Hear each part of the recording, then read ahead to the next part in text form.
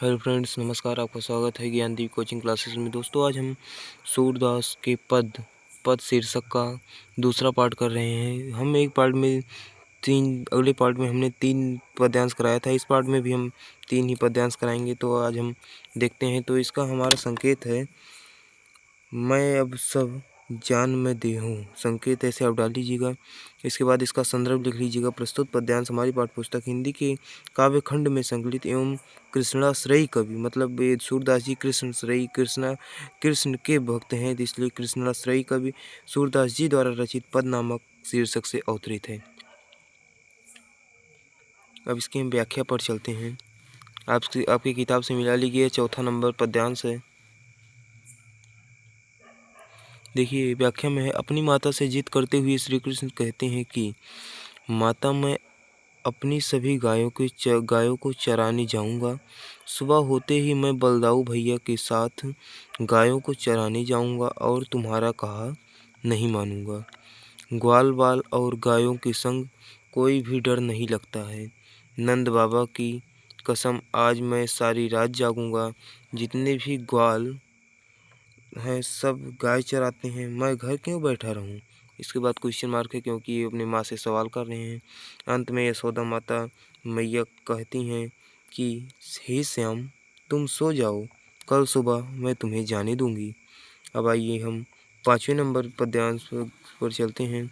और 5वां नंबर पद्यांश बहुत ही इंटरेस्टिंग है। देखिए दोस्तों, हम आपके लिए एक ऐसा भी सेशन ले आएंगे जिसमें हम किताब के सारे जितने भी पद्यांश हैं, हम एक एक वीडियो में वन शॉट लेकर सारा पद्यांश अच्छे तरीके से समझा देंगे। वो वीडियो अगर आप देख लेंगे तो आपका हर एक पद्यांश क्लियर हो जाएगा। तो पहले हम हैंड रिटन नोट से आपको हम बता दे रहे हैं कैसे लिखना है। कॉपी लिख लेंगे तो आपको कुछ आइडिया हो जाएगा। इसके बाद हम आपको लिखना बता देंगे।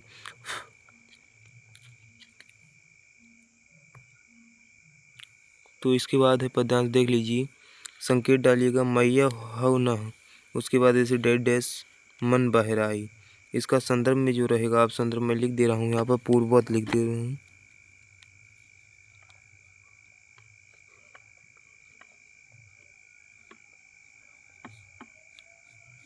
संदर्भ पूर्ववत है, इसके मतलब जो इसके पहले लिखा है वही यहाँ रहेगा।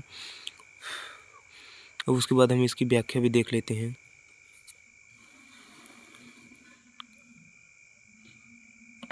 इस व्याख्या में जो है मैं आपको समझा दे रहा हूँ कि श्री कृष्ण पहले तो कहते हैं मैं अपनी माता से कि मैं अपनी गायों को चराने जाऊँगा।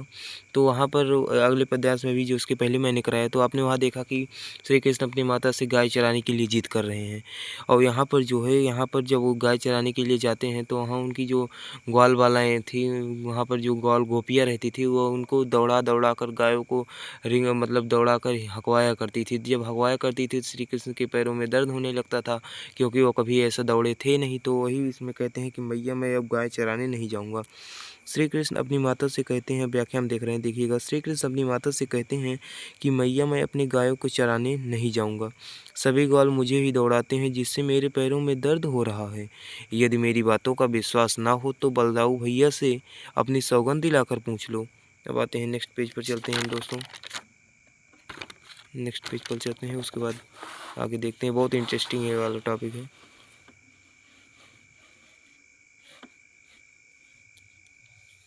देखिएगा, श्री कृष्ण की ऐसी बातों को सुनकर यशोदा मैया गुस्सा होकर सभी ग्वालों को गाली देने लगती हैं और कहती हैं कि मैं अपने पुत्र को मन बहलाने के लिए भेजती हूँ तो सभी मेरे प्यारे कृष्ण को दौड़ा दौड़ा कर मार ही डालते हैं।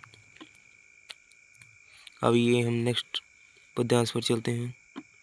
इसका संकेत रहेगा, संकेत देख लीजिए। साखिरी, उसके बाद डैश डैश राग की डोर। इस पद्यांश का भी मैं आपको ओवरव्यू दे रहा हूँ। इसमें क्या होता है कि जो श्री कृष्ण है अपने मुरली के साथ हमेशा लिपटे रहते हैं। उसी मुरली के साथ हंसना बैठना, खाना पीना, घर बाहर जो भी हो, आना जाना, अपने होठों से लगाना, कमर में रखे लगाए रहना, हमेशा वो मुरली को अपने साथ लगाए रहते हैं। तो उसी बात पर जो 2 गोपियाँ हैं बात कर रही हैं, सूरदास जी इन्हीं गोपियों के बारे में वो वर्णन करते हुए कहते हैं। आइए हम देखते हैं। इसमें संदर्भ पूर्ववत रहेगा, जो मैंने पहले भी बताया वही आप संदर्भ हमेशा लिख लीजिए करिएगा। और कॉपी में अगर आप बार बार लिखेंगे तो आपकी प्रैक्टिस हो जाएगी। यहाँ मैं आपको बार बार अवेलेबल नहीं करा पा रहा हूँ। अगर आप कहेंगे कमेंट में तो हम बार बार अवेलेबल आपके लिए करा देंगे।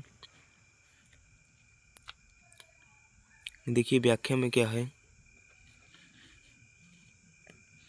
प्रस्तुत पद्यांश में सूरदास जी दो गोपियों के वार्तालाप के विषय में वर्णन करते हुए कहते हैं कि एक सखी दूसरी सखी से कहती है कि हे सखी, भगवान श्री कृष्ण को मुरली ने अपने वश में कर लिया है, चलो मुरली को चुरा लेते हैं, क्योंकि इसने श्री कृष्ण को अपने वश में कर लिया है, जिससे वो हम सब से प्रेम करना ही छोड़ दिए हैं।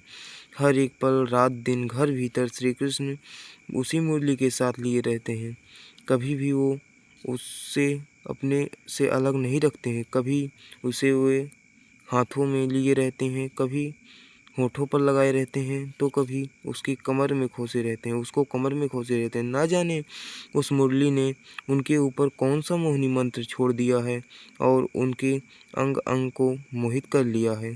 सूरदास जी कहते हैं कि हे गोपियों, प्रभु का मन प्रेम के धागों से बंध गया है। देख लीजिए यहाँ पर बंध गया है। आपको स्क्रीनशॉट लेना होगा तो ले लीजिएगा, हम दिखा रहे हैं आपको एक बार।